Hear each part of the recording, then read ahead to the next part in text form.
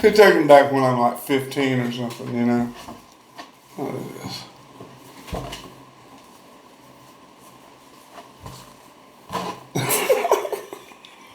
About as close as I ever got to it was this, you know. I can't believe you got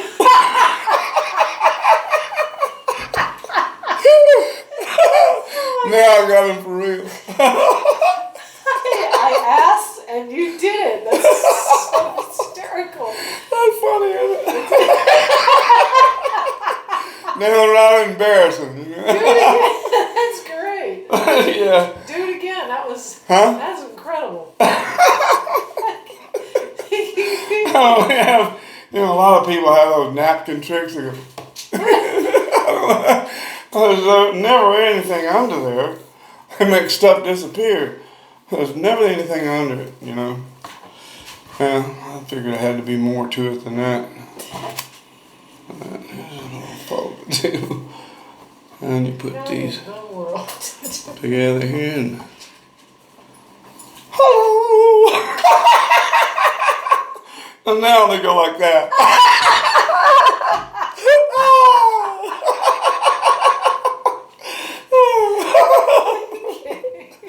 It's funny stuff.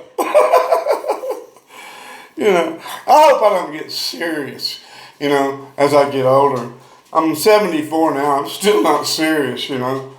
Life's about enjoying and you know, spreading that joy, you know. That's pretty good. Take a sip of your coffee. I want to see what happens with that mic. You can hear me. You can hear me. This is what I sound like in a coffee cup. Too loud. Be careful. I'm probably going to have to edit that. Yeah, that's all right. Well, that's funny stuff, huh? Crying. I mean, are we supposed to talk about? It's been a while. So Hadn't been that long because last Man, time, last time we videoed, you had shaved, and I was like, okay. Oh, I know. If that's what you want. It looks like I've been in a knife fight. I got all these indentions on me. Oh, I got to check it out every now and then just to see, you know, if I'm still there. Yeah, I'm there. You're still there. Well, it's true. It's something always going around. Like anymore. I don't know what to say. You know. Well, I can ask you. So, why do you paint? Because I can't. No way I could not paint. So I don't know.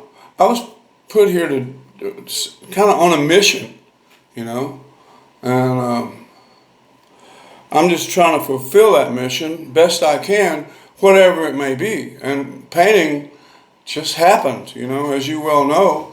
Yeah. And now it's everywhere. It's pretty amazing to for this to be happening. You know, I got 2 exhibitions going on right now. One is 6 months, and the other one was a month, and it'll be over in a week.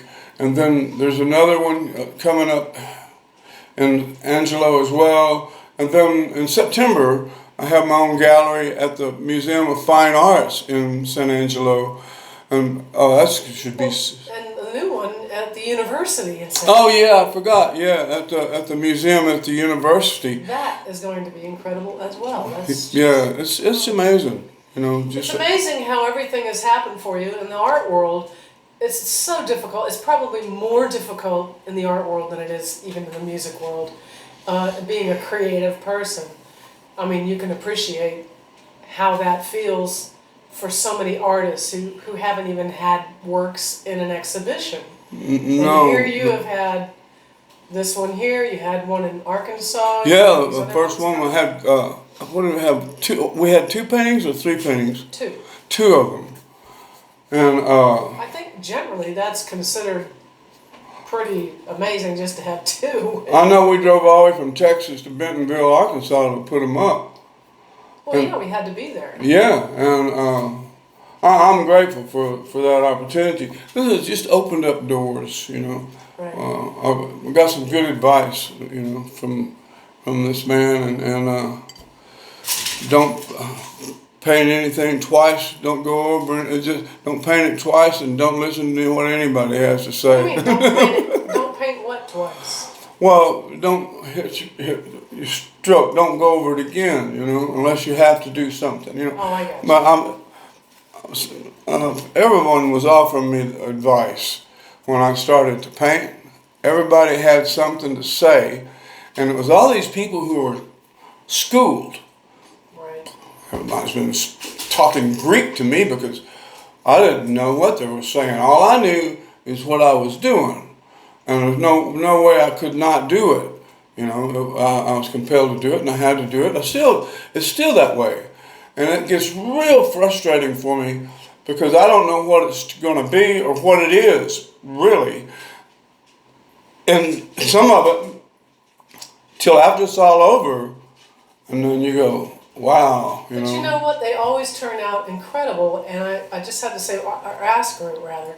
Why would you get frustrated when you know that what you're listening to is that inner voice and is just guiding you, has been guiding you the entire time? So why would you be frustrated with that? Well, because like there's still the Bobby, you know, trying to do it, you know, and so it gets frustrating for me to let go, you know, and as soon as I let go, everything falls in line, you know. But I get frustrated at myself, feeling I should have certain abilities and I don't, you know. And you know what's interesting is that you sound like a friend of ours, Carolyn, who's also around the same age as you. Yeah. And she's a brilliant pianist. Brilliant. And she has followed your lead, and she's just letting go and playing now and having much more fun with it. Yeah, and discovering a whole new self, you know, through just playing. Well, you know, sometimes I'll do put like this last thing that I did. It's called Simply Red, and it started several days ago. You know, just preparing a canvas. Then the painting came, and the painting wasn't right as it was going along. You know, and then it morphed into one thing. And the next thing you know, it's morphing into something else. And I just had to put it down for the night, and then I woke up and I'm back at it again, and it was moving itself.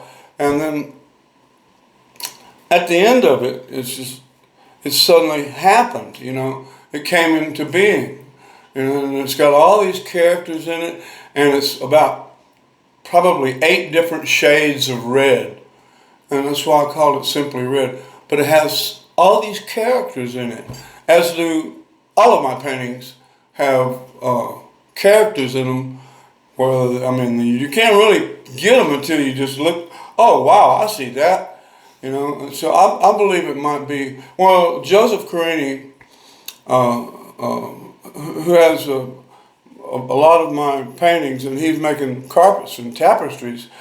He said it's probably like a portal, you know, for souls to. Because this is a spiritual place that's.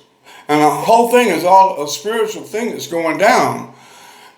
All of us in our everyday life, each and every one of us, we're spiritual beings, you know, but this whole thing that's going down is really a spiritual thing. So I get it that this could be a portal, you know, a place for this, my art I'm talking about, not me, Bobby, but my art. And there's always faces and like souls, and you know, all this always evolves. Something always evolves like that. And maybe I don't know what I just said or what I'm saying. I just know that this is right. You said that we're all spiritual beings. Now, yeah. We are all spiritual beings, but you have to be tapped into that to get out that sort of thing. And you can't go into it with human ideas to try to, you know, there's a lot of that going on. Absolutely right. But you go in it and you're a part of it. You know, all I am is just a place that this all goes through. anytime I see a face or a figure, I stop, or go around them, but I generally stop. That generally because like I put my brakes on because I don't want to take a chance of spoiling someone's entry, There's no such thing as time, not really. That's something that we worked on that one ourselves. But I think that not a lot of people look past their mortal being.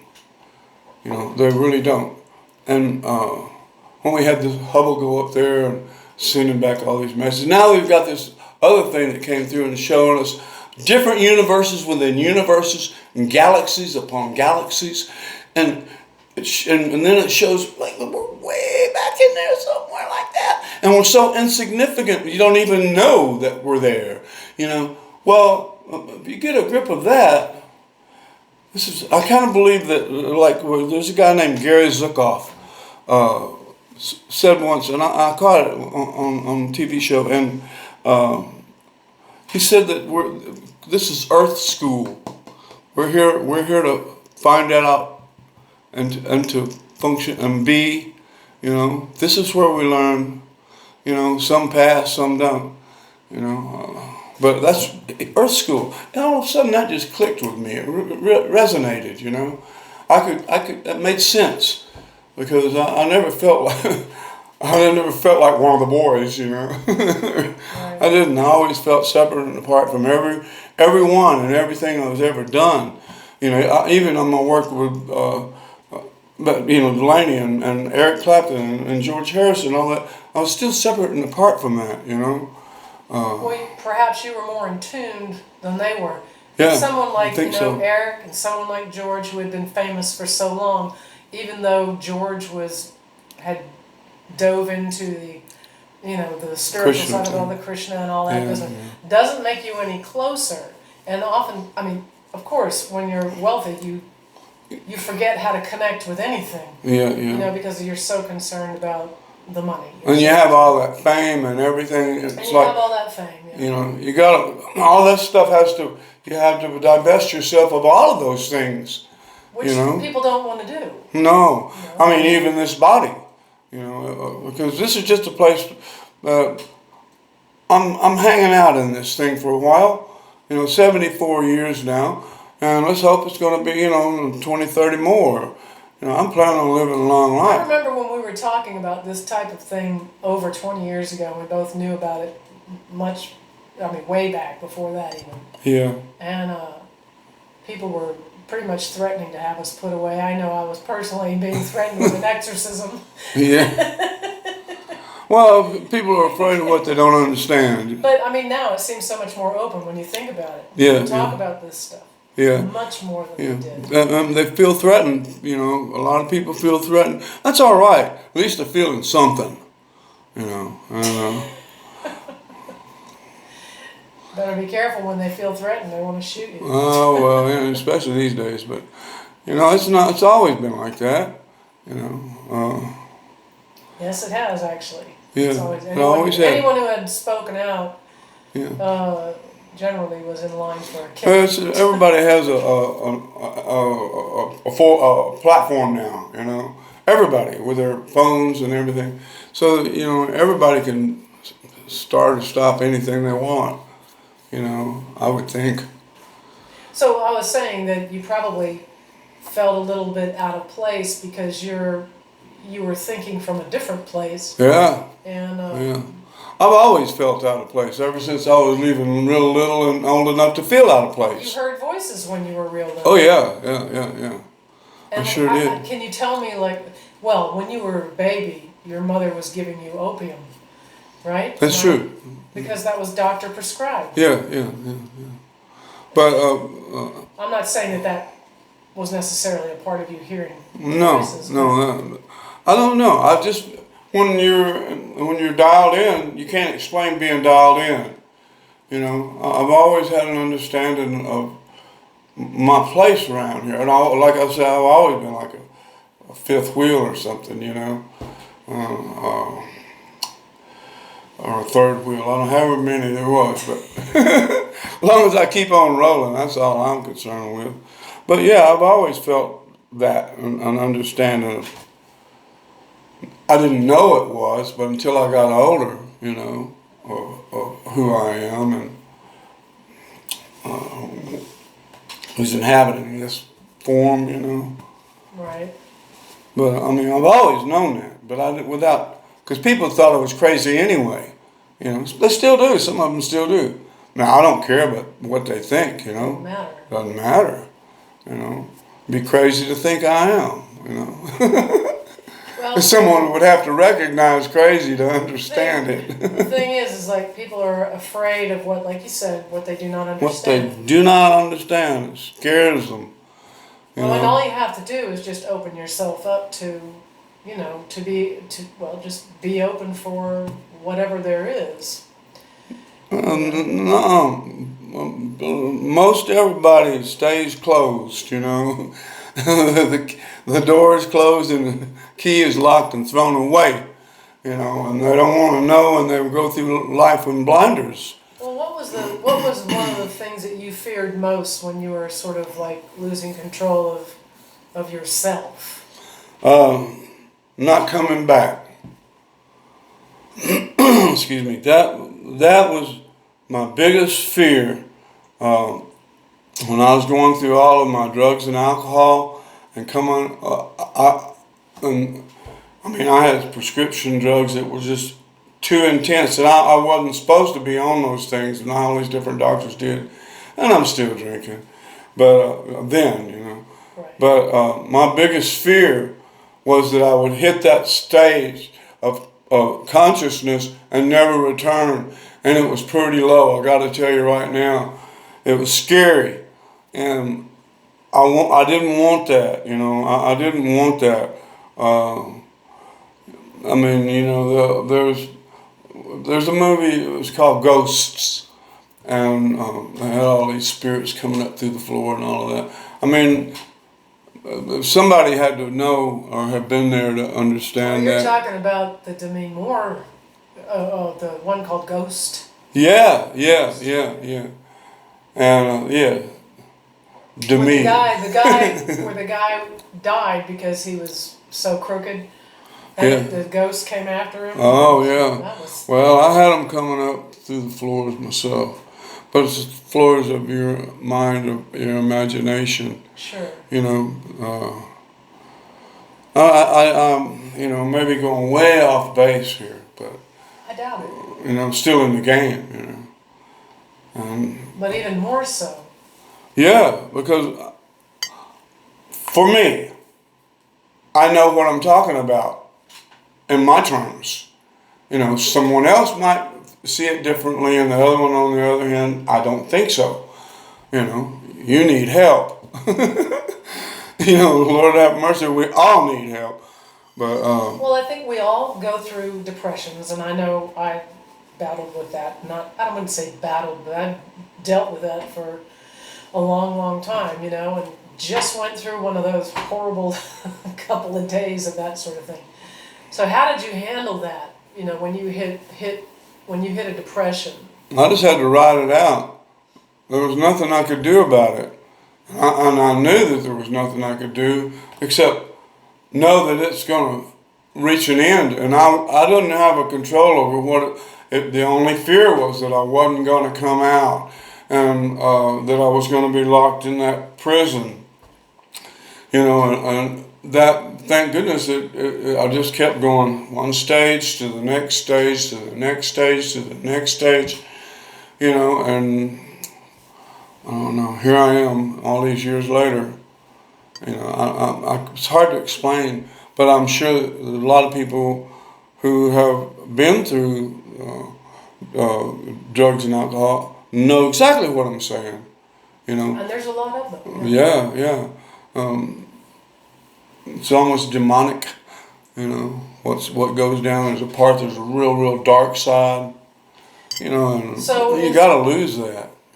Instead of reaching out to a doctor, because when you did do that, they gave you prescription drugs that made it worse. Yeah. So what was the best thing for you that you found? Nothing. That helped you? Nothing. Doing absolutely nothing. Nothing. no smoking, no drinking, no Oh, pills, you mean no stop? nothing. You mean stopping everything? Yeah, I stopped at everything, and I figured that if it would kill me, I said, well, you got to do this, it could kill you. I said, well, I'm a walking dead man anyway. I will take my chances on being absolutely clean and sober from all of this nonsense I've been doing to myself, and had it done me in, it's okay, but I was all right with it because it was a nightmare that I was living, and I wanted to be out from under it, and I knew what it was that was causing it, and so I just stopped everything at once, and that nearly killed It did me. kill you. Yes, I was gonna say. It very nearly killed me. So you should have gone through a detox. Kill this physical form. I didn't go through detox or nothing. But you should have. I'm saying. Yeah, well, I didn't, but wish I should have, could have. Thing is, I'm here now. All these 22, 23 years later, and I'm a better man for it. I can tell the tale. I knew I was going to come through. Something was kept that little light kept going. It kept. Well, that was you had a meaning in life. You Yeah. knew you had a purpose and you had a meaning, and that's basically what it all comes down to, is having a meaning in life. So Yeah.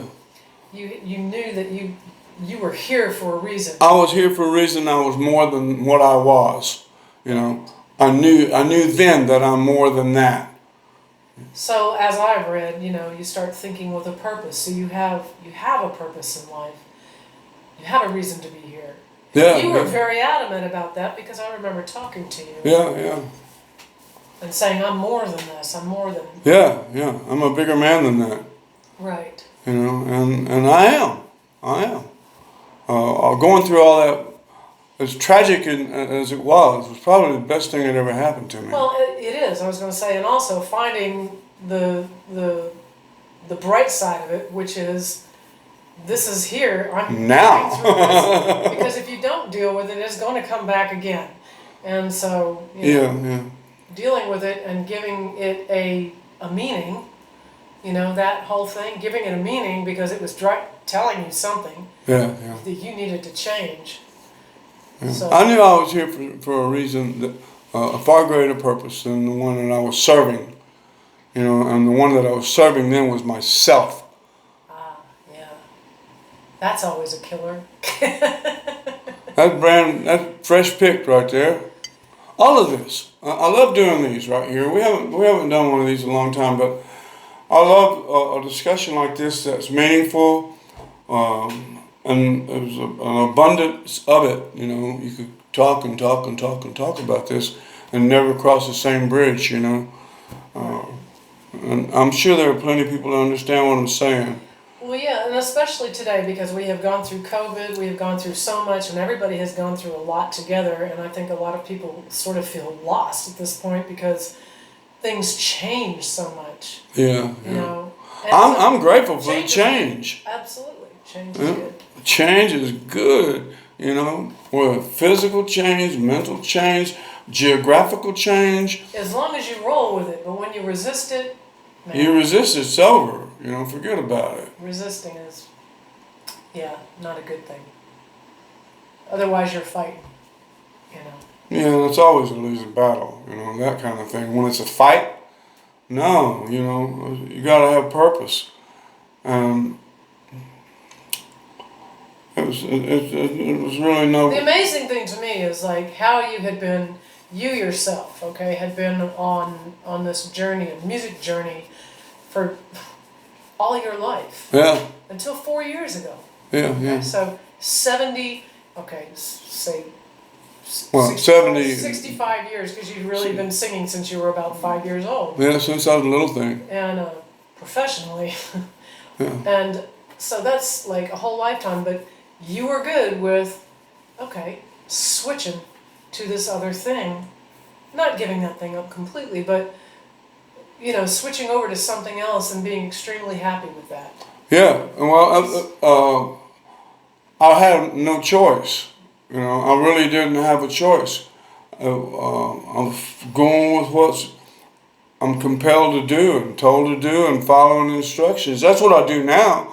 I just listen to not so still voice anymore because sometimes it's like thunder, you know. But that's where what happens with me, and being that place where the creativity flows through, whether it's music, you know, or poetry, you know, art. I've always been that place, even when I didn't know that I was. Right. I was. Well, that's good. I was going to ask you something that went psh, out my brain. Well, adios, muchachos. No, okay. Thank you. Thank you very much. Yeah, I enjoyed this.